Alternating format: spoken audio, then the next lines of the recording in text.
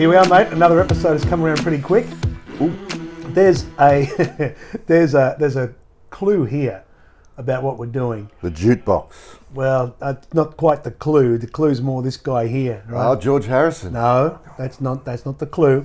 This is the clue. We're talking about. That's a girl. There goes my hero. That guy. This guy right here is a girl. Oh, is it? It's a fertility symbol. She's having a child. Ah, I never understood. And I can see the That's bust the face. now. She's having a child. I never took a good look. So we're talking about idols. We're talking Idols. about heroes. Billy. In the midnight. No, not Billy. I don't think we're doing Billy Idol. He is. This is it's a fertility statue, is it? Yes. And that was the thing that obviously Raiders of the Lost Ark. This was the centerpiece of that opening sequence, right? I had it, Marcus. I had it in my hands. So we're talking about our heroes. Our heroes, our idols. Our idols. So Yes. if we were going to kick off, I'm just curious, what do you think it is about people that we look for idols, we look for heroes? Because every generation has done it for as long as we know. Why do you think heroes are important? They rise above. So when you rise above, and when you rise above in a huge way, you stand out. You influence. You make someone take notice. And I think that's the key. And I've got a few that are in my head that I want to talk about. Some are obvious, and I think a lot of the world will agree with me. And some, I know one is going to shock you. And when I say it, I'm going to watch for that shock. Okay. It'll shock you too. And then there's another group of personal ones there as a conglomerate that have influenced me and affected me in my life. And I think that's the key. They have an effect on you that is of a positive nature.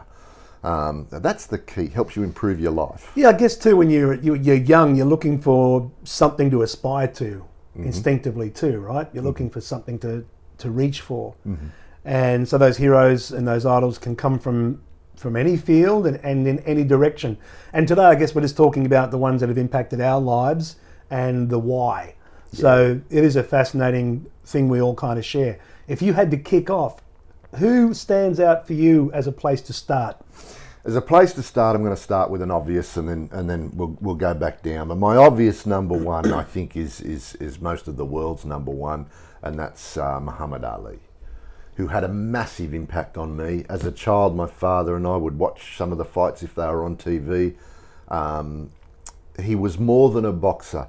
He was almost a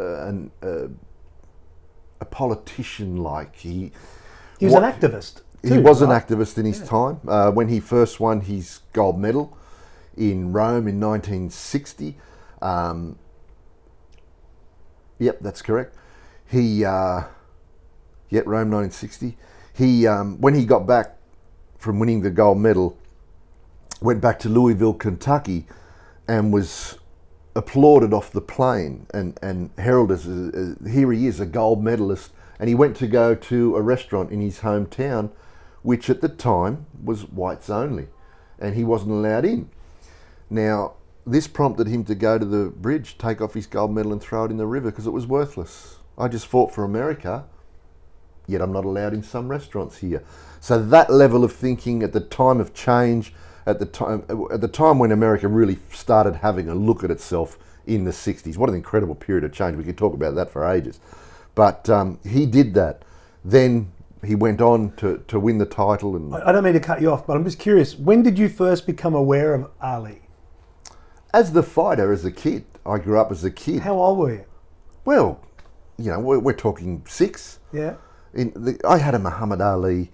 The action figure? The one that was like a puppet. Yeah, you would pull the trigger at the back and he'd box. You pulled with your thumb. And oh, right, yeah. I found one the other day. We got one for Christmas, my brother and I, and it was, I don't know if it was Spinks or...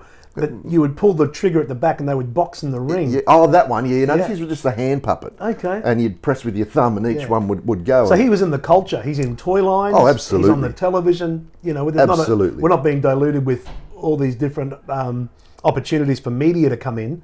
So he's everywhere. And he was on the news. And then I remember Sorry to cut you off. Yeah, maybe you're about to tell it. What captivated you? Well, I remember on TV he fought a karate in an exhibition, a karate guy, or I'm not sure. But I do remember that was on TV, and we watched it and went to school, primary school, junior school. When we went back on Monday, it was a farce. The guy laid on his back and tried to kick his ankles the whole time, and so it was a bit of a joke. But we all knew him. There was a song that went to number one, Muhammad Ali, all about Muhammad Ali. Float like a butterfly, sting like a bee, and the Black Superman, Muhammad Ali. So that was big. So he was part of the culture of growing up. We just accepted that he was around. He was the heavyweight champion of the world. We didn't really realise that when a lot of that was happening, he had been stripped of his title. Right. This stuff we learnt years later, coming back and studying more about boxing and learning more about him. You realised what he went through and the stand he took. That's a good point, because I think you're describing, he goes from being a comic book type hero almost to becoming a man, and as you age, you become better appreciative of, he was not only fighting in the ring, he's fighting for social and cultural reform and change, not going to Nan or Vietnam at the time. As you got older, obviously your love of him got richer.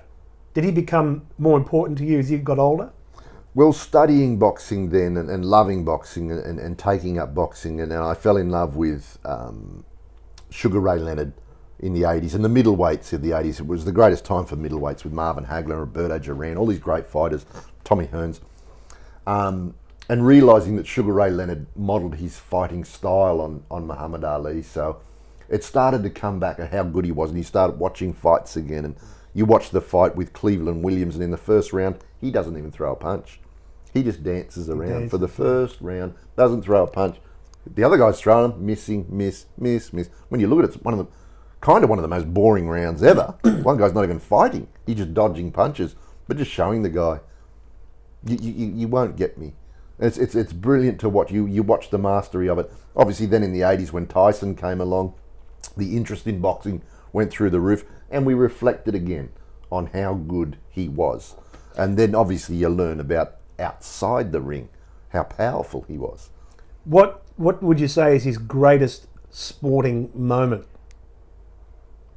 Wow. Because there's all that iconic image of him in the Rumble in the Jungle, 1974. After he won the world title in 1964 against Sonny Liston, was stripped of the years later, he defended it, was stripped of it, wasn't allowed to fight. Other guys fought. Joe Frazier was given the title, and there was all this, will they fight, and they Sorry did. to cut you off. He's stripped of his title because? He didn't want to go to Vietnam. And do you remember what he said? He said, why would I go to Vietnam? The Viet Cong have never called me the N word. Yeah. And he was prepared to lose the title. He did. He said, I'm not going to go and fight a strange brown man in a land for a country that doesn't accept me for who I am. Just the courage that took. Wow. Yeah. And they can put me in jail. He said, I don't care. They can put me in jail. I didn't mean to cut your flow. You were heading toward the fight. Rumble in the Jungle. Yeah. So 10 years later, he eventually gets a shot at the title after George Foreman destroyed Joe Frazier, destroyed people in 2 and 3 rounds. This giant of a man, and they thought Muhammad Ali is going to be killed against this massive man. And it was just incredible what happened. He won the title back. It was in Africa, and it was absolutely mind-blowing. No one thought he could do it. You called me and told me, go watch When We Were Kings, the documentary about that fight. And I went to that not being a boxing fan, but I came out of that transformed by the way that man carried himself, the self-belief. It's interesting because he was almost rapping before rapping was a thing too. Yeah, yep. Just getting that stream of consciousness and then using it as a vocal dance, just playing with language. There was no role model to tell him you can do this. He was doing that. He was doing, and it was unheard of. This was at a time when you shut your mouth. Yeah. You don't speak up. Yeah. So Joe Louis was a previous champion. He used to say, I'll do my fighting in the ring. He was quiet. And then when Ali came along and was saying, I'm so pretty, I'm handsome, I'm good. Who is this guy? I scared a rock. Wasn't that the line? Yeah, I hospitalised a brick. I'm so bad I make medicine sick. Just the other night, I turned off the light, was in bed before the room got dark. Fast, he's fast. That's great, isn't it? What would be a take home from his life that inspired you? Something that inspired you. Float like a butterfly. It's a moth. It's a moth. Was there a thing like what did you take from him that becomes a part of your character? Your choices. Is it courage? Belief. Yeah. Belief. Yeah. Believe in yourself. Stick to what you believe in. If you really passionately believe in something, stick to your guns. He didn't compromise, did he? No. And it was almost like you can strip me of all these surfacey material things, but you're not touching my heart. That's right. I'll take that. That's right. That's not for you to He have. was true to himself. My Right self-respect. To the end. Yeah. That's a pretty great thing to take away from someone's life, isn't it? Oh, fantastic! Yeah. What a role model. Incredible role model. Yep. Do you have a favourite interview moment? Probably that one, the one before the Rumble. Oh, there's so many. Yeah. He was hilarious. There's so many. And he was funny. He's comic. He had timing. He had comic timing. Yeah. Forget the whole the boxing skill alone. Just to stay on him for a little bit from a boxing perspective. And I know you're very knowledgeable here, more than I am. Apart from the dance, what made him the great boxer he was? I'm sure it's a bunch of things, but what if you had to single it out? What made him great? What was his secret sauce? Well, the funny thing is he studied Sugar Ray Robinson, a middleweight from the 50s. And he studied him, who could dance and move. And a lot of boxing at the time was okay, let's fight. He started shuffling, moving, dancing out of the way. And Exhausting and the his opponent. defense was incredible. So, yeah, that's what I think made him great, was just how much he knew the science. And there is a science of boxing. He knew it. You see him in When We Were Kings, where he talks about Foreman being as big as Foreman was, and physically, and that he talks about how his inner dialogue convinces him that it's possible, and that if he doesn't convince himself it's possible, it won't be possible. That he almost like he says, I know that if I walk in that ring, this man's bigger than me, heavier than me, but if I tell myself that I can do this enough, I'll take that into the ring with me. I'm doing it for the homeless back home. I'm doing it for the little kids, for the people who don't think they're going to be anything. I'm doing it for them. So it's not just me. In the ring. It's him in the ring with these people who are loving him. And he thought it's not. If I thought it was just me against him, I'm in trouble. He thought it's not just me. It's hope, and he fought that way. How were you when he passed? Did that have an impact on you? Yeah, I knew he was sick. And I just sat alone for a while, but I knew he was sick. We had a week out. We knew that things weren't good and they weren't looking good. And what a life. No one can live forever. And I accepted that. And it would have been someone I would have loved to have met, even briefly, just to say hi, or see him drive by. But did you take up boxing as a result of him? No, I took up boxing for self-defense. Really, and then I learned about all the different styles, and I could never emulate his style, but he was definitely someone to study, and Ray Leonard, definitely someone to study. Yeah, great way to kick off. I mean, you started with the greatest, so where do we go? I'm going to come straight out of the gates and get my guy that you're going to know right off the bat out of the way. Anyone that knows me knows who this is straight off the bat, but it's John Lennon, of course, and. To talk a little bit about him in a way, it's not so much take all the music and put the music to one side and just forget the music for a minute and just look at the man. The guy has his father leave at a very young age, is put in the care of his aunt, doesn't get to know his mother, but as he's starting to build a relationship with her, she goes and visits one afternoon, and then she's hit and killed out front of the house, and hit by, the legend is it's an off-duty policeman. There are varied reports about that, who'd been drinking at the time. And she's killed. And he's a teenager. So he's a bit of a wild guy at school. So education's not a big thing. He gets into art school and finds art as his thing. Rock and roll hits him. He described hearing Elvis under the covers through a crackly transistor, Heartbreak Hotel. Like, what's this? and rock and roll saves him. It's like, I think I could do this. Self-taught. His mum had taught him some banjo chords, and without me retelling his life story, the thing that is for me that I took as a young kid, Lennon went out into the world with almost no chance of making it. You know, where's this guy going to go? And then he meets those other three guys, right? And the rest is history. This is not a history lesson on the Beatles, but if you just take the music out, the story is amazing. To come from nothing, can't read or write music, loves Buddy Holly, is emulating different styles of music and melody, and creates himself in such a way that it eventually, with his buddies, he changes the world. Absolutely, but those four, sorry to cut you off, those four coming together to make the body of music they made and to change the culture of the time and music so much, that's some type of incredible intervention that you're bringing.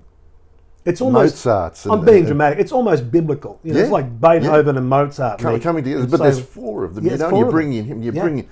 So, and I think without going into all of Lennon's story, I picked a couple of quotes that I think summarise him for me. I was kind of an outsider kid, and Lennon felt like an outsider kind of person to me.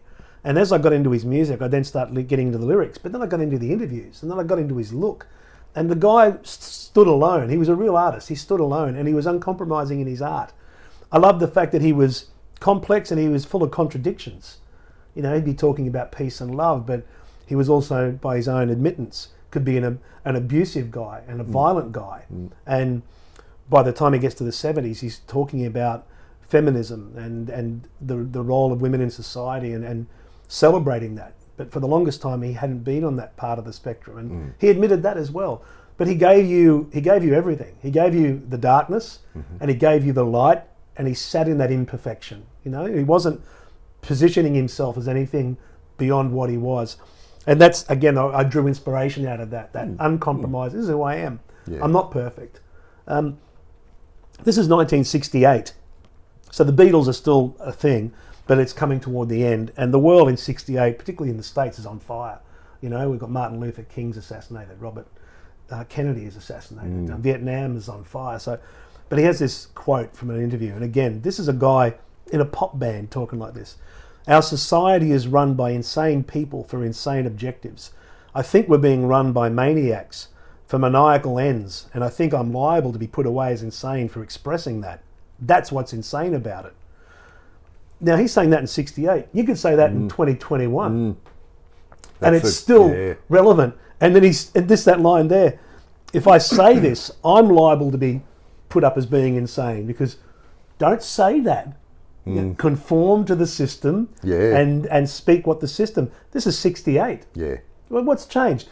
I often wonder if the guy was still alive with the access to the internet, what he would have been, you know, to be cut down at 40. It's funny, when he died in 1980, I was 16? I was 11, and I got sent home from school. They had to call my dad. Wow. Because it shook me. I was so upset in class. They had to call Dad. Dad came from work, picked me up, and I remember him being angry because they had to stop what he was doing in his job, come and get me to get me home. And I remember him saying, "What are you crying for? You don't even know him." But it felt like I did, because from the age of about 7, I was listening to the music. I was aware of the cartoon series. It was I was reading stuff as a young kid, and I was into the movies. And when he died, it felt like I felt like I knew the guy. Of course, I didn't. The world did that. The world felt that way. The world felt that. And I think that the world then realised what we'd lost. And because he gave you so much. And he was a man of peace. It was like how he died. It was like, how does this happen? Yeah. I was on the beach at Maroubra. I was 16. We'd come out of the water. We were all sitting around, and one of the girls had a radio. And someone went, "Did you hear that?" We went, "What?" "John Lennon's been shot." And everyone just sat there quiet. Yeah. Oh. And we slowly talked again, and by the time I drove home, my mother opened the door. She said, "Have you heard?" She was crying. Yeah. And I said, "Yeah, John Lennon's been shot." She said, "He's dead." Oh. And it really, wow. That was, it hit it. Look, what I love about him too, you go back and look at some of that footage. You know, it's all part of history now, and we're all overly familiar. In 1963, they're playing before the Queen Mother and royalty at the Royal Command Performance, and he's 23 years old, right? And this is their biggest gig. And at that gig, he steps to the microphone for the last song. And they should just be behaving themselves, right? They're on the cusp of greatness. They're already big in England. But in front of royalty, and this is a guy from Liverpool, you know, he says, at the age of 23, for those of you in the cheaper seats, I'd like you to clap your hands. The rest of you can just rattle your jewellery. And if you watch the footage, before he says that last line, he takes a little, like, Yep. am I going to do it? And then he does it, and there's Cheeky. this stifled laughter. Yep. And then they go into twist and shout. And again, because we're over familiar with the story, if you go back and just watch that footage and put it in time, yeah. that guy's 23 years old. He knows, don't do anything like that. But a part of him goes, to hell with this, We're here. and I'm going to do it. And the good thing is that the royal family want, okay, let's have a look at this new thing coming through. And for the command performance, let's have a look at it. You got it. Yeah. And I guess for me, the honesty of the man's lyrics. If you look at Plastic Ono Band, songs like God, you know, God is a concept by which we measure our pain. And the last line in that song is, you know, I don't believe in Beatles, I just believe in me. Yeah. I mean, at the end of the band, he's stripping down all the mythology and just reclaiming himself. He had this great line which I loved: I can't wake you up, only you can wake you up. I can't cure you, only you can cure you. Good. Basically saying, you know, I'm not good. your saviour, I'm just a guy, Yeah. and it's on you. Yeah. They're the lessons I took out of that guy, and probably the single biggest influence on my life. I interviewed John Waters, the actor, years ago. He was playing Lennon Yeah, in yeah. a stage play. I was in saw high that. school, and I Looking through a glass onion. looking through a glass onion, and I interviewed him briefly, and I said, "What is it you loved about Lennon?" And John Waters looked at me and said, "Lennon taught me that you don't have to take what's dished out to you. You can dish out something." And I thought, oh, and this is from John Waters. Yeah. I thought that makes sense. Yeah. Lennon taught me you don't have to take what's dished out. You can dish something out into the world Yeah, too. absolutely. So John Lennon for me. I can tell you my favourite quote from John Lennon. I'll try and do a little bit of a Lennon when I say it, because I picture him saying it. He said, when I was young, I went and saw an Elvis Presley movie, and every time he came on, I can't do John Lennon, all the girls would scream, and I thought to myself, that's a good job. I'd be sitting there watching him on the screen, you know, and think to myself, yeah, that's a good job. Perfect. that I love that. Yeah, no, I love him for all those reasons. But my lesson from Lennon was that whole line there, only you can cure you. It's on you. Yep. And the story of Lennon's life is that, you know, this is on good. me, and I'm going to do this thing. And that was the big take home for me. So we've gone Ali, we've gone Lennon. Yep. There's some interesting photos of the greatest together. There's a 1972-73 Lennon and Ali at an award night talking. There's And there's the Beatles shots in the '64. Beatles in '64. That was taken on the 18th of February, Yeah. 1964, in Florida, when Yeah. he was still Cassius He was Clay. training, right? Training for the fight with Sonny Liston, that he would become the world champion. Got the photos in the ring, and that was on the 18th of February, 1964, which just happened to be, in Australia, the 19th of February, because we're a day ahead. Yeah. That's the day I was born. Wow. So that happened the day I was born. Yeah, that's great. So I'm coming into the world, that's happening on the other side of the world. Yeah, I love that fantastic. photo. What do you got next? Next is my one that I'm going to throw at you, and it's Yeah. going to be very unusual. Okay. And it comes through as a segue from the last one. The Queen. Right. Queen Elizabeth. Yeah. Yep. I know you're worried about this. Where's this going? I'm not worried. I'm not passing judgment, but I've never ever once heard you talk about the Queen. True. That is true. I've never talked to you about the Queen. I don't talk to many people about the Queen. But I've given this thought, knowing, well, I wouldn't say an idol. Stop looking down the camera Yeah. and waving goodbye. Yeah. Stay with me on this. Yeah. I thought about it, not as an idol, but as someone who has been in my life, or everybody who's watching, this person has been in Sure. our lives, our whole life. I remember going to school and singing God Save the Queen as the national anthem. But I'm looking at the life she's had. Now, I'm not a monarchist, I'm not a Republican. I don't really like anybody in the royal family, but I look at her with admiration. How strong, how stoic, everything she's gone through, how resolute she is. When you look at being born pre-Depression, growing up in the Depression, growing up with a silver spoon in the mouth more than any other person in the world, I get all of that. There will be some people saying, oh, what do they do? Well, they do provide a lot to charity. They do provide a lot to people in need. When there was travel, it was the biggest draw card of England. And it goes back centuries. It's not just this royal family now. It goes back thousands of years, the royal family. But I look at her as a mechanic in World War II, working on jeeps and trucks during the war. She could have gone and sat in Buckingham Palace and gone, no. She went out there and helped. The family that she's raised, the turbulence that we've gone through, all of the things that we've gone through, the horrific, when you think about the horrific things and the ups and downs in history, she's always been there as a voice of reason, especially through tough times. So what's the, not to cut you off there or your flow, but what's the lesson of that life then? How do you then draw an inspiration out of it? The lesson is? Well, here's a person that was anybody that's born into the royal family, including all of them, Charles and the new ones and Harry, and I'm not into them at all. You are born into a life of privilege. Absolutely, you're one of the luckiest people on the planet, or maybe not. That's right. They can't just go down the shop and do what we can do. But this person, the Queen, stuck it out and has used it for, I'm a voice of calm. When there's trouble in politics, she will go and talk to Prime Ministers. She's talked to Churchill. She's talked to, when you look at the Thatcher, sure, they locked horns, but she was resolute. And I know the series The Crown, and people who have watched The Crown, I haven't watched it. I started watching it a little bit, but I can't keep up with that series.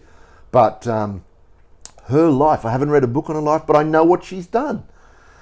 And I always look at someone who comes on the recent death of a husband, and she will continue to do her job with what's going on with Harry and Meghan Markle. She will continue to put the people of England first, and remain the Queen of England. Why does that have meaning to you? Because when you look back at Henry VIII and George and but Elizabeth what's I, the lesson? What's the lesson you take out of that life? There have been some absolute tyrants going back through history in that position. Yeah. This is a person that has world wars, hasn't been minor corrupted conflicts, by, has always been fairly resolute. And my lesson is, okay,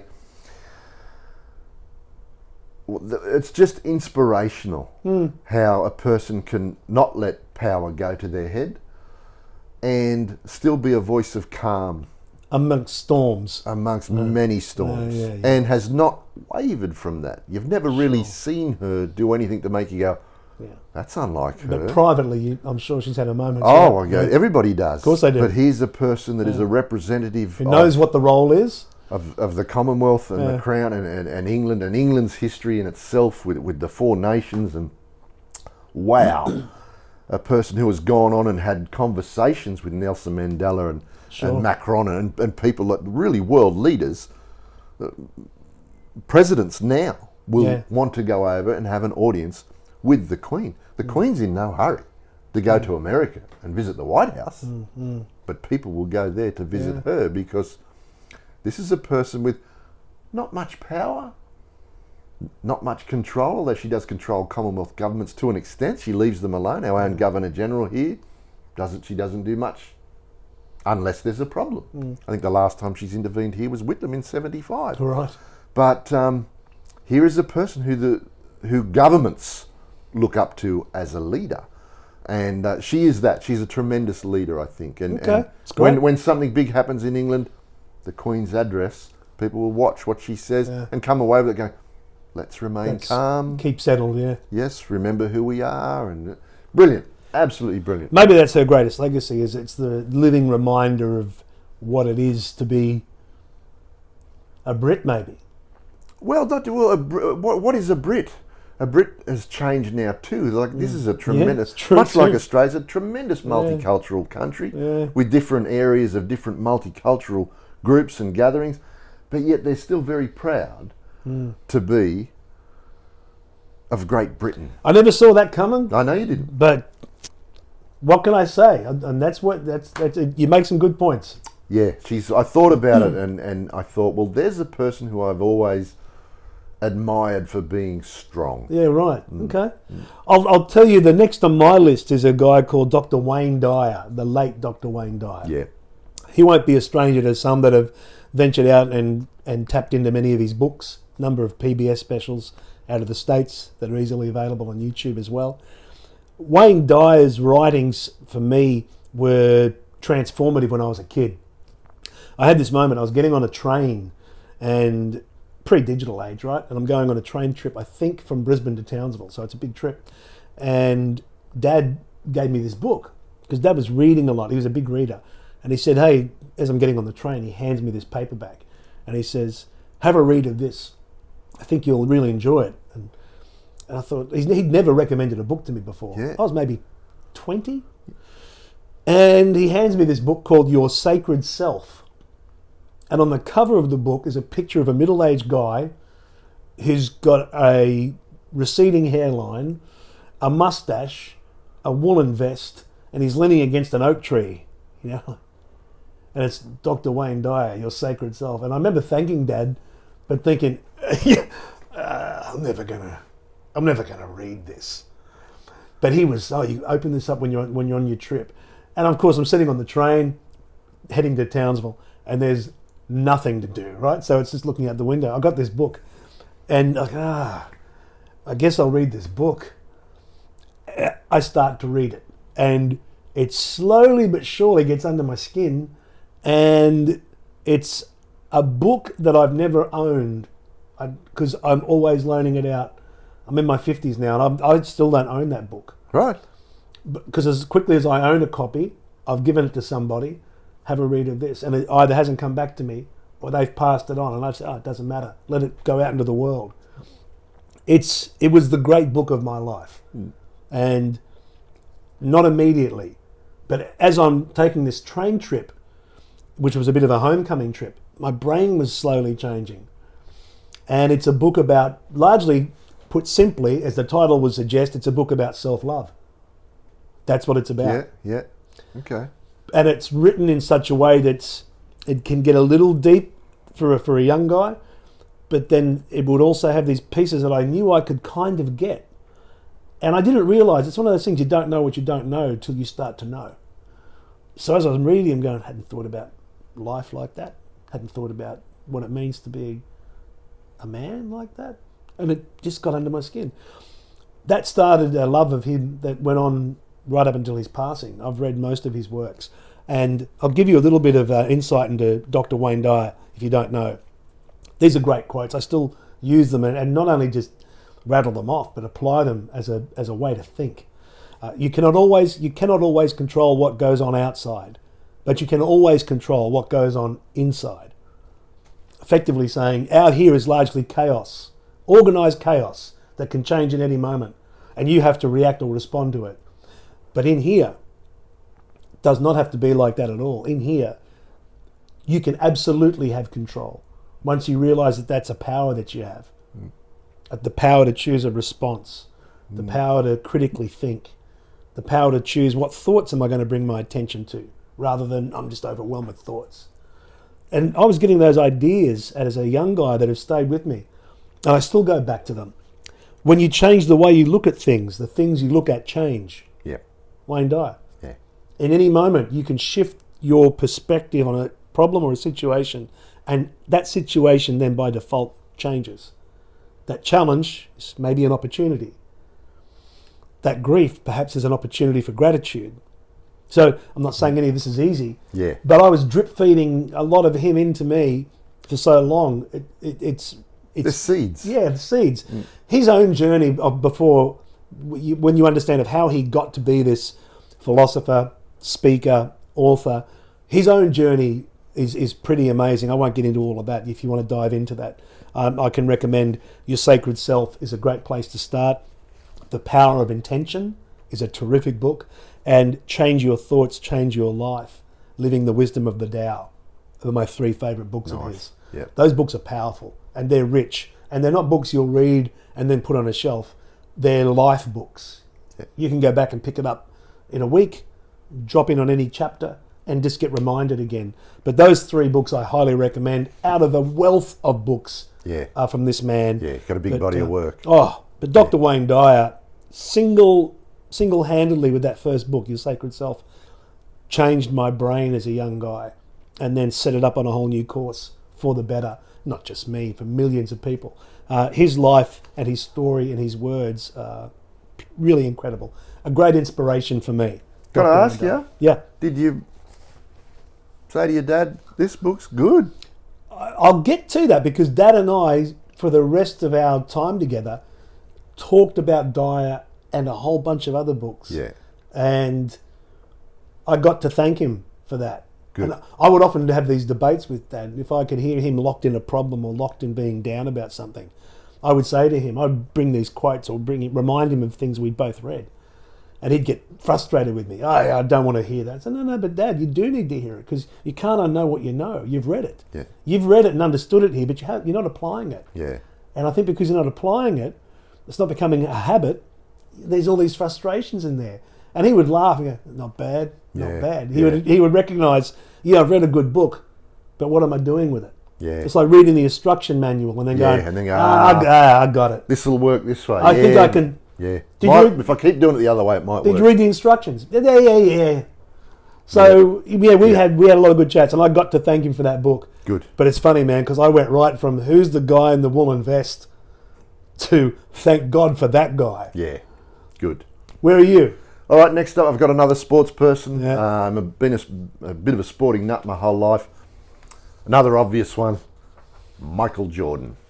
I first saw Michael Jordan in 1984. Yeah. I was up in the Whitsundays, and our boss told us to go around. This was a good story. He said to us, we're getting rid of the minibar. I was working at the Whitsunday Terraces Resort up in the Whitsundays. He said, we're getting rid of the minibar, so go around to all the rooms, knock on the door, tell them we're getting rid of the minibar, collect all the grog that they've got in the minibars. If there's no one in, let yourself in with the master key. Bring it all back in the truck, because we don't know what we've got, and we'll have a look at the end of the day. So we'd knock on a door, and some guy would say, well, what happens if I do want a drink tomorrow? Well, you've got to order them and pay for them. You don't get the minibar anymore. It's not like a free thing, which it was back then. Well, what happens if I've already drank them all? Well, nothing. We've got nothing to collect. Well, I've already drank them all. And we went, okay. And we left going, the boss saying we don't know what we've got, and guests saying, what happens if... Anyway, long story short, we were letting ourselves into rooms if there was no one in there. Some were just empty rooms. There was no one booked in. And we didn't have TV where we were staying. We'd turn the TV on in the room and sit down and crack open a beer and start watching the Olympics from Los Angeles. And we were watching the basketball. And this guy, number 9, is good. Look at him. So that was the first time I ever heard of Michael Jordan. Right. Footnote to the story. At the end of the day, the boss was standing down going, is this all we've got? And we were kind of staggering around going, yeah. We kept dropping cases back at our houses. So the boss kind of looked at us and went, oh, God. But I watched this career grow as a basketballer. I watched him do the incredible. That man could fly. Then not just as a basketballer, when they won 3 titles with the Chicago Bulls, his father was sadly passed away in terrible circumstances, and he decided then to try something completely different and go off and play baseball, which people just went, you're mad, what are you doing? He wanted to be a baseball player and said, I can make the major leagues. He didn't make the major leagues. He did get a fair way up into the White Sox, but it was amazing what he did do and what he did achieve. And amazingly, Sports Illustrated, I've got it at home framed. There's he's missing the ball. It's a blurred photo. You can see the ball going past him. He's got and it says, bag it, Michael, you are embarrassing baseball. That's the only time Sports Illustrated ever put someone failing on their cover. It was always a champion runner, or Olympic sprinter, or someone who won Wimbledon. They'd celebrate The wins. It was the first time. Why him and why that way? Because they all thought, this is embarrassing. What are you doing? You're the world's greatest basketball player. What are you doing? People started bagging him. Amazingly, his coach in baseball, he got in contact with them and said, really was disgusted with putting on the front cover. And he said he's the first one at training every day. He's the last one to leave. He's like a sponge. I've got to ask him to go home. This guy is trying and trying and trying and trying. And you go and do that. Tell him to bag it. He said, if my son tried as much as what this guy does to be a better person, a better player, I'd be proud of him. You should be celebrating that. And I've got that cover at home. It's the only time Sports Illustrated ever had something negative on it. He didn't make it as a baseball player. He decides to come back to basketball. America's in a recession at the time and the whole world's dipping.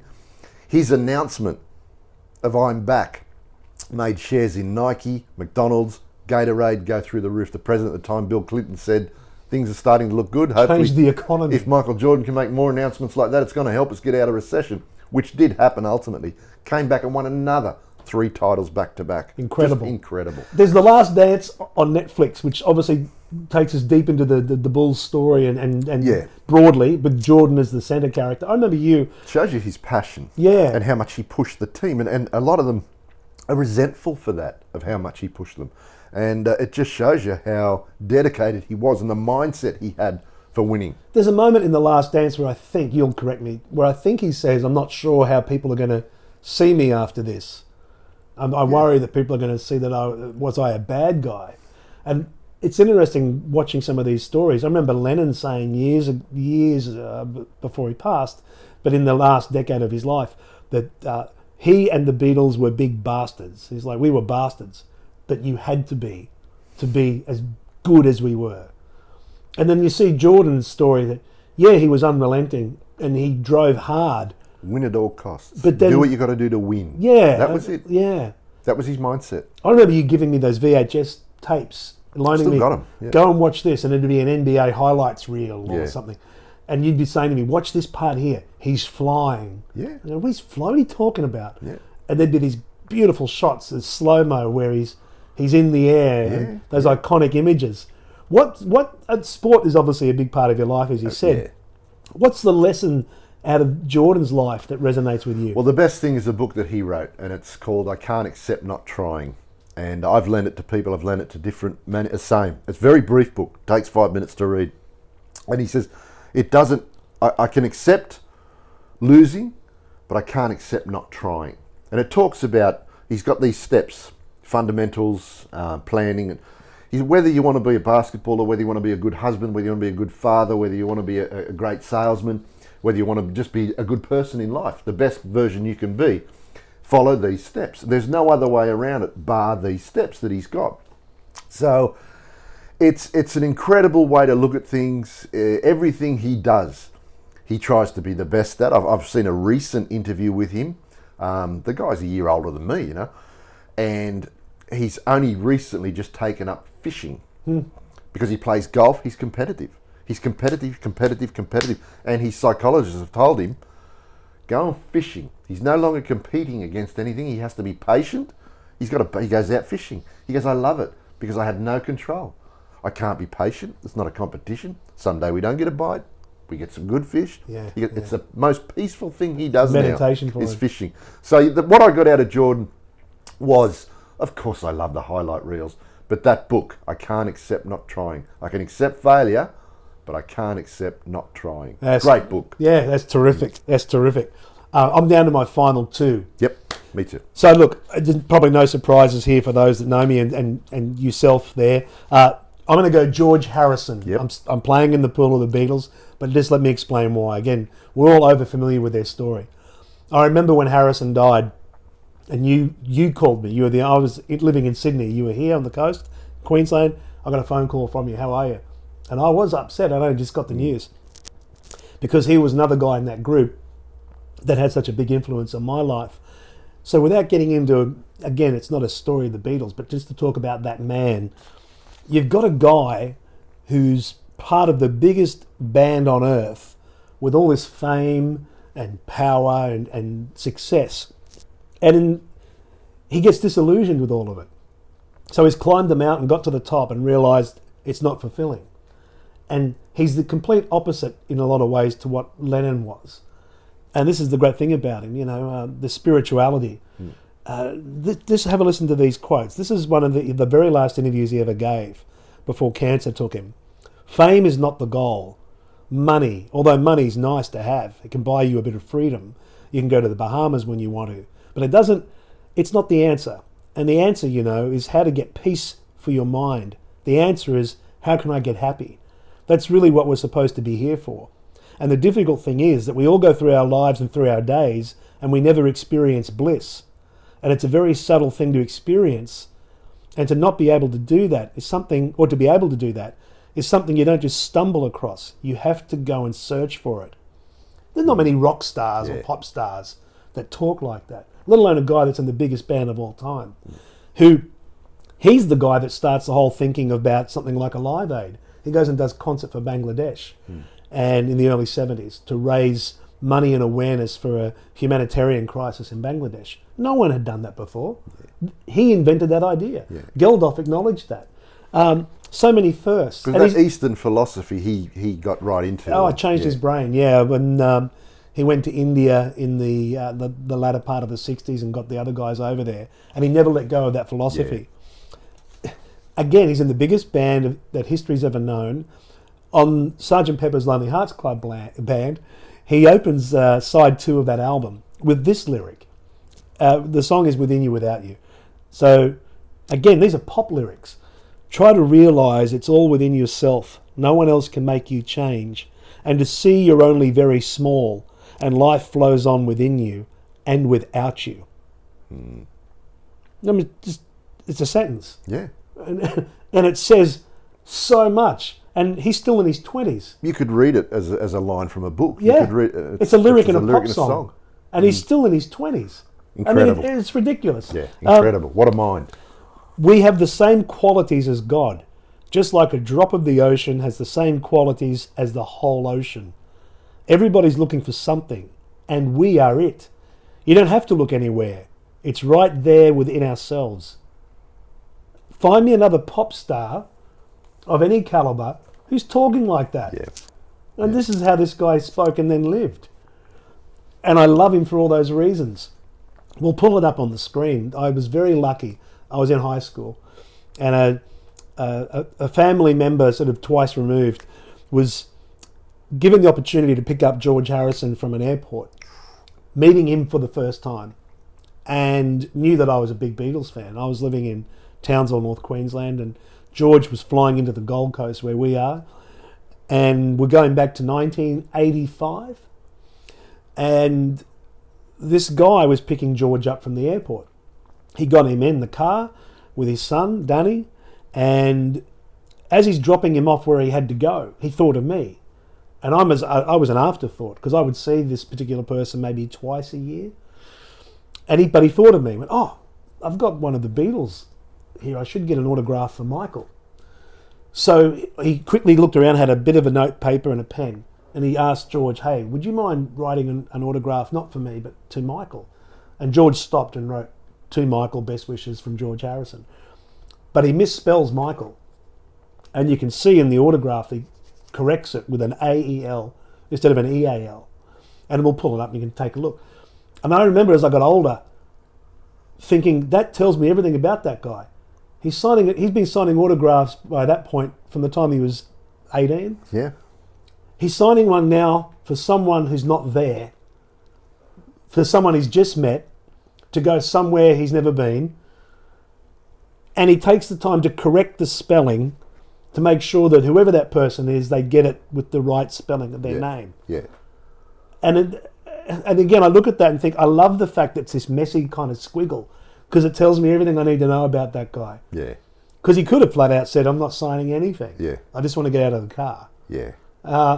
So just a wonderful, wonderful life. And again, forget the music. The music alone is incredible. It's the 50th anniversary this year of All Things Must Pass. The guy finishes with the Beatles. His last 2 songs on a Beatles album are Something and Here Comes the Sun. Two of the best Beatles songs of all time, in the top 5. He writes on the last album. Then he comes out of the gates and releases a triple album set and calls it All Things Must Pass. Wow. His mother and father are both really sick at the time. His mother dies, I think, during the recording of it. His band is broken up. And he calls the album All Things Must Pass. And then he puts himself on the cover of the album in Wellington boots and a hat, sitting in a garden. So anti-rock star. Becomes the biggest album in the world. And writes a lyric like that. And on that album is My Sweet My Lord. Sweet Lord, number one. He puts that out. I mean, this is a guy that's...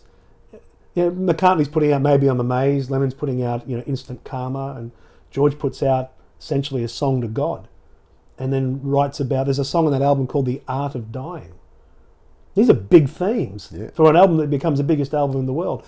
You can now stream the 50th anniversary edition on Spotify. Okay. If you're not familiar with All Things Must Pass, that's a beautiful statement of spirituality, life, death, and everything in between. Very from good. someone who could have easily just said, I've made all the money in the world, I've got all the fame in the world, I might just take 5 years off. He probably had a lot of music in him and went, okay, well, now I've got the freedom.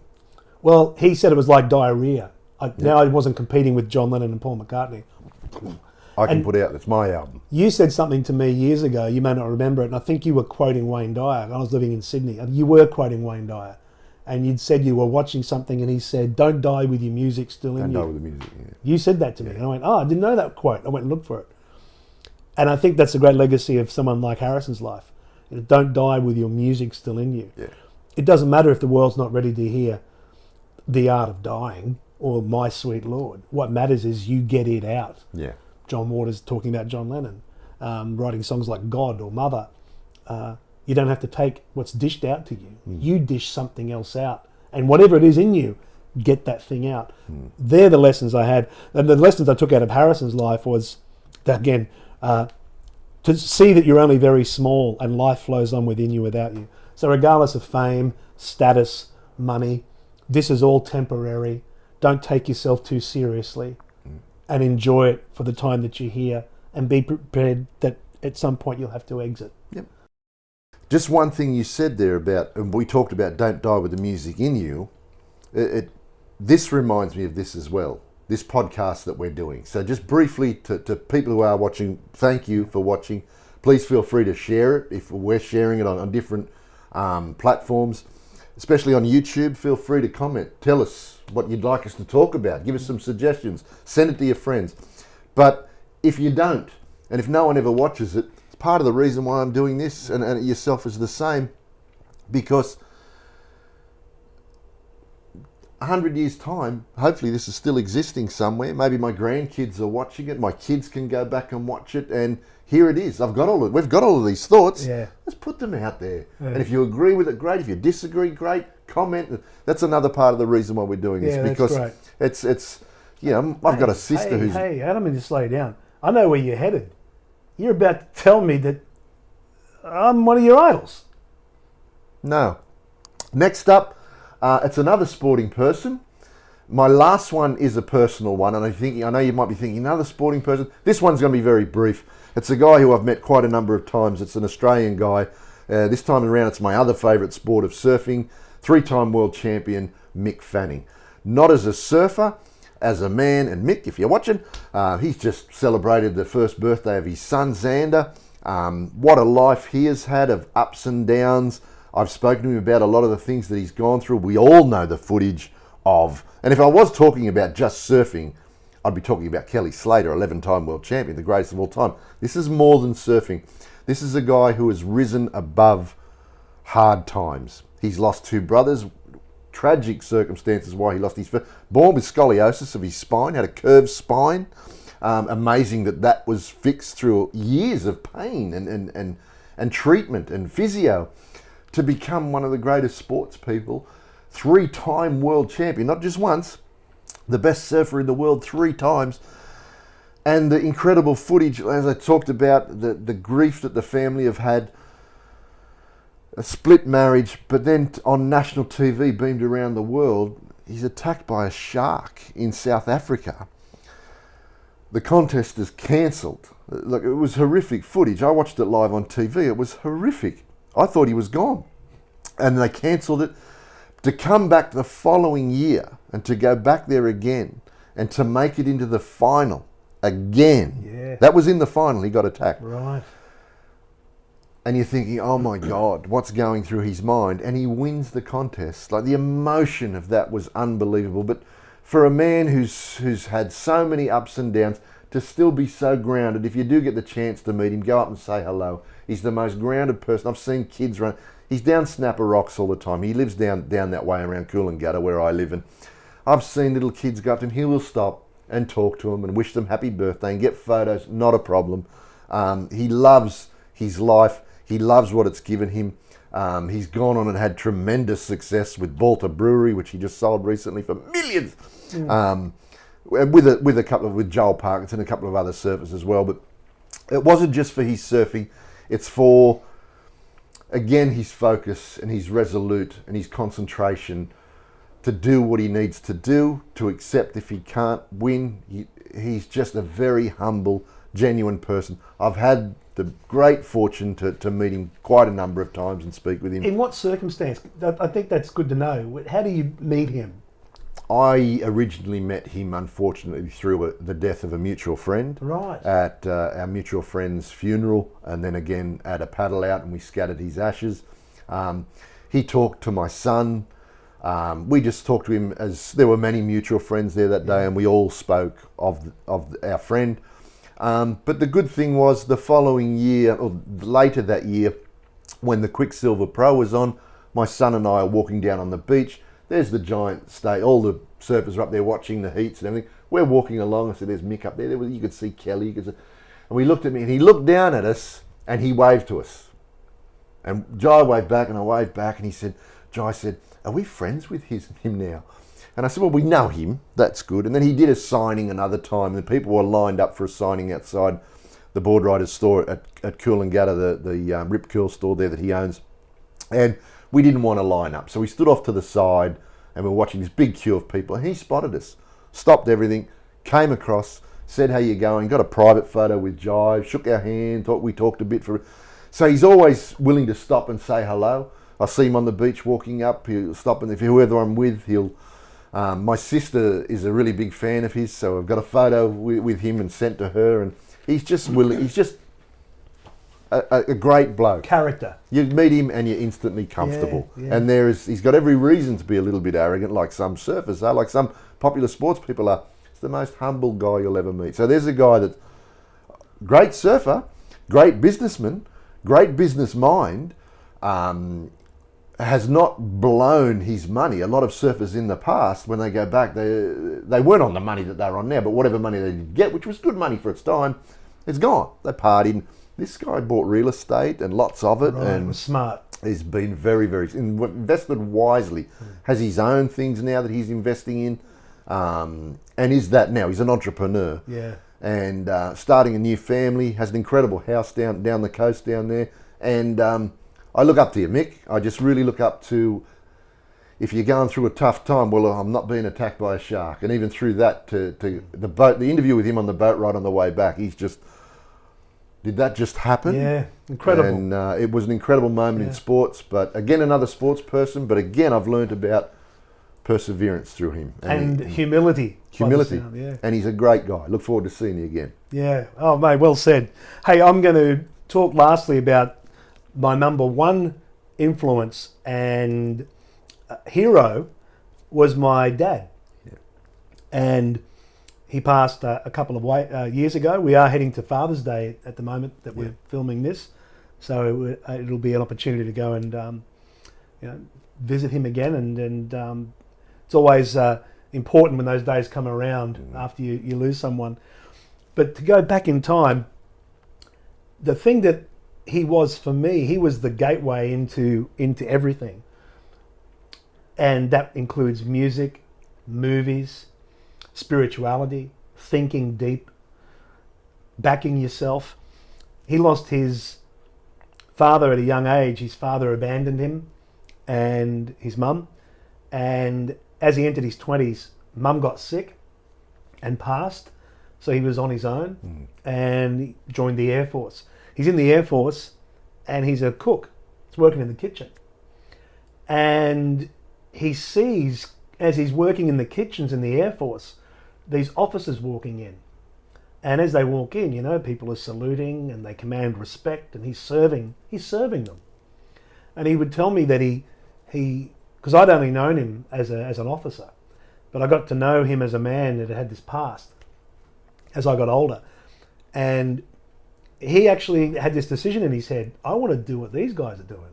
Why am I serving food? I want to be one of these guys. So he became the very first guy that is known to us that worked his way out of the kitchens in the Air Force and ultimately became what was known as a warrant officer disciplinary, where he would run bases. I have this memory as a little boy of holding his hand, and you know, your parents are giants when you're a kid, but I remember looking up at him. It's a little bit of a vague memory, but I can look up and still see the epaulets and the cap. And he walked into a room. It might have been at the sergeant's mess, perhaps. I would have been underage, but we walked into a room and it was filled with personnel seated at tables on a linoleum floor. And I can still remember the sound of the chairs pushing back and everyone standing up and saluting and not sitting down till he saluted back. And I remember, what was that? What just happened there? Who is he if he's not Dad? What's this? Yeah. And as we got older, as I got older and we would talk more, he was an artist. He would draw beautiful drawings, self-taught, beautiful. But he brought that to my brother and I. So we would draw a lot and draw with him.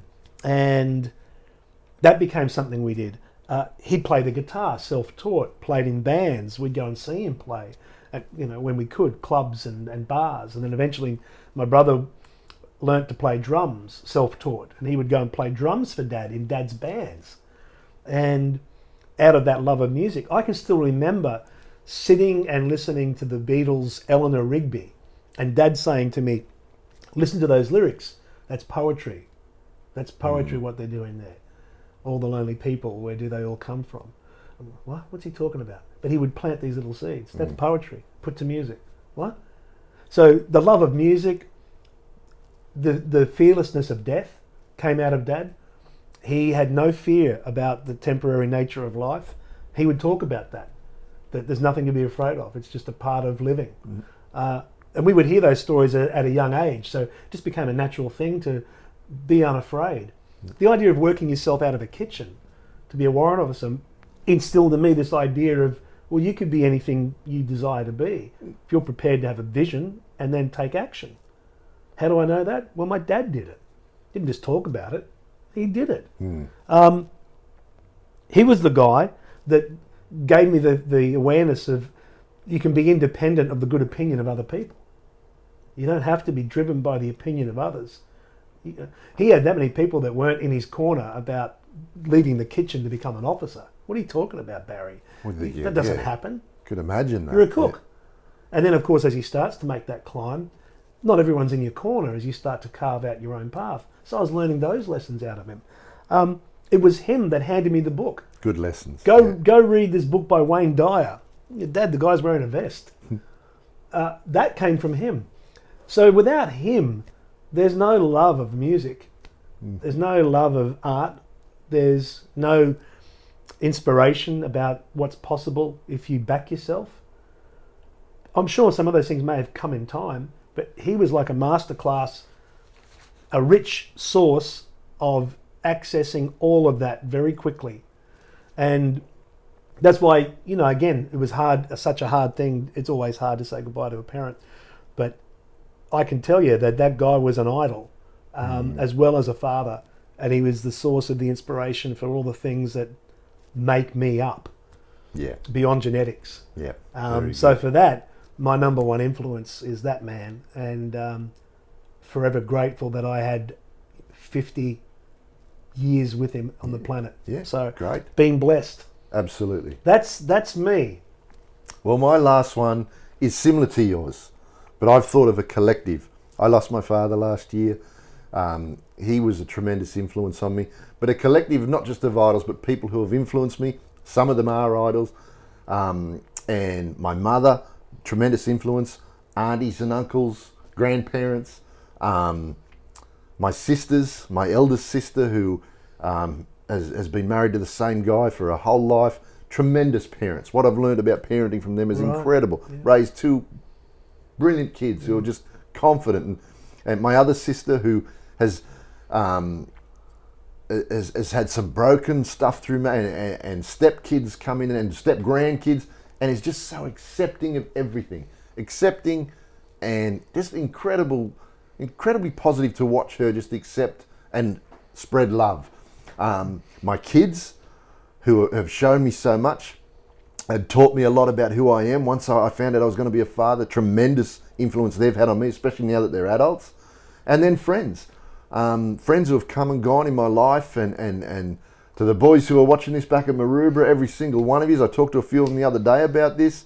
Moving up to here, yes, you're a part of it. Hey, meeting you, you've been a tremendous influence on me. When the minute we met, he was some young bloke, and I was all cocky and arrogant. He's this young guy, but I realised that we had very similar traits. You've had tremendous influence on me. Likewise. So the people from SeaWorld and Movie World, my friends in blue who are out there facing terrible stuff every day.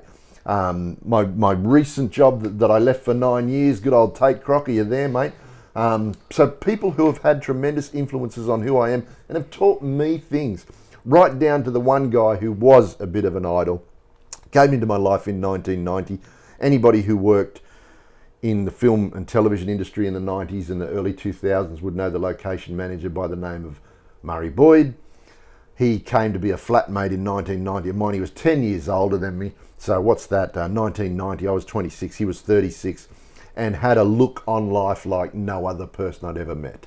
And he was the first one to tell me. We'd go for a run every day, no matter how cold it was, if it was raining, if it was winter, we had to go for a run at night. And he would always say, never forget where you are. Never forget where you were born or where you're living now and how free you are. You could have been born in Belfast, Mogadishu.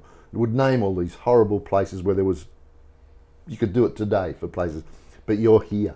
You're at the number one place in the world here in Australia, and you are lucky. Never forget that. Never. He'd have this mantra all the time. Would leave at 6 o'clock in the morning, go out in the street to get in his car and scream, "Good morning, world!" It was like a Jim Carrey thing before Jim Carrey, and he was just an amazing, positive guy who taught me a lot about me and to accept me for who I am. That's the first time that ever happened to me. So it's a collective of family and friends who have all come together and somehow influenced me for who I am.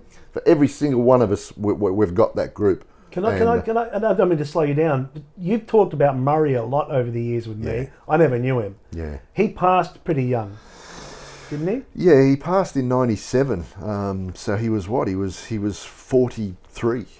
And when he died, it was asbestosis of the lungs. Right. They couldn't figure out where it came from, and he was one of the fittest men I'd ever met. Yeah. And I didn't get to see him as he passed, but I was told he was the shell. His body was the shell. And it happened very, very quick. He was working on the Thin Red Line. Terrence Malick. They were filming in New Zealand. He went for a run one day and pulled up short and couldn't breathe. Yeah. Didn't know what was wrong. Had a few tests. And you talk a lot like you described him. I would describe you in a very similar way, because he obviously had a really big impact on your world view, your life view. Yeah. Did you ever get a chance to tell him that? Yeah, I did. We had a lot of great conversations, and I'm going to throw the first F-bomb into our podcast here, so we're going to get an R rating on this, but it was important. Maybe refer to F rather than drop F. I think we're ready. In case we get blocked. In terms of uploads. Sometimes if there's a profanity in there, Yeah, I get you. I don't know enough about it, the interweb thing. We were out at a restaurant one night, and U2's I Still Haven't Found What I'm Looking For came on, and he said, "Here's my song." I said, "It's my song too." And he looked at me and said, "F off," and was angry. And I thought I was offended him because I was taking his song. And he said, "Why is it your song?" I said, "Well, why is it your song?" He said, "Because I'm a location manager. Every time I get a call, I say, yeah, I haven't still found what I'm looking for." And he laughed. And he said, "What are you talking about?" I said, "Well, it's life. It's life. I still haven't found what I'm looking for in life. That's how I feel." And he said it again, got very angry. Genuinely? Yeah, and he had a go at me. Yeah. He said, "You're a dolphin trainer on the Gold Coast. You're living a free life. Look at the life you're living. Look at where you live and what you do every day. We run on the beach. We have no problems. You haven't... There are people that would do anything to have your life. What are you talking about? You still haven't found what you're looking for." What do you want? And that made me realise, I just liked the song, and I thought I still haven't found it. Yeah, I realised, stop looking outside of myself. It was in me. That's a George Harrison quote we talked about earlier. The answers aren't out there. He made me realise that. They're in here waiting to come He made me out. realise, and I then changed my mindset, and It's powerful. yeah, we had some great nights together, some funny talks. They're a very funny man, and influenced me greatly. Every friend has, and every true. I've got friends that I've known before kindy that I'm still mates with, Yeah. and we're great mates. They're down in Sydney. It's crazy. But you've all influenced me. You've all pulled me up, especially the Maroubra boys when my head got too big for myself. So by the time I did come to the Gold Coast and my head started getting big again, I had their voice in me, and yeah, they shaped who I am. And that is more than Muhammad Ali and Michael Jordan and the Queen and Mick. But the people who shaped me and influenced me are my close friends and family. Well, you did well, mate, because I don't know if we had an understanding of, hey, what's your top 5? You know what? I'm going to go my top 50 plus. And you did it beautifully. A tip of the hat. Oh, because I put the collective in. The collective. The collective. Well, they're the influence. But you're in my right, life. though, Yeah. because you have this circle of influence around you, and it's coming in from all different angles and all different stages of your life. It's true.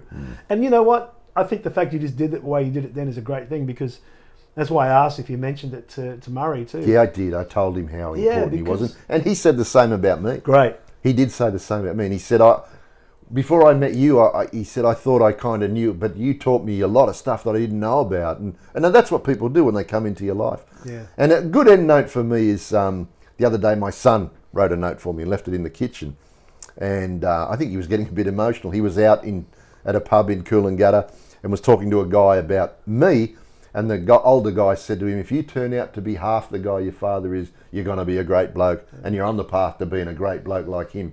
And he said, that made me think about you and Poppy, and I got a bit emotional that night, and I love you, Dad. And I'm proud of all 3 of my kids. They're incredible people, and I've put bits in, but you've become the people that you are. So be proud of who you are, all of you. Getting that note from a loved one is really powerful. Yeah. And making sure the thing you need to say, you say while they're here. Yeah. You know, there's nothing more important than just making sure those things are said. And if you've got your heroes around you, let them know. Yeah. Let them know while they're around you. Yeah. Been a great chat, a different kind of episode with D&M. We actually went a bit D&M. It was deep. It was meaningful. Maybe the next episode is back to more dumb and meaningless. Absolutely. So until next time, mate. Until next time. Thank you. You're a good mate. Thank you. One of my heroes. Thank you. And we'll Thank see you, you. mate. We'll see you next time here. Leave some comments. Love to hear from you. Share it. Talk soon.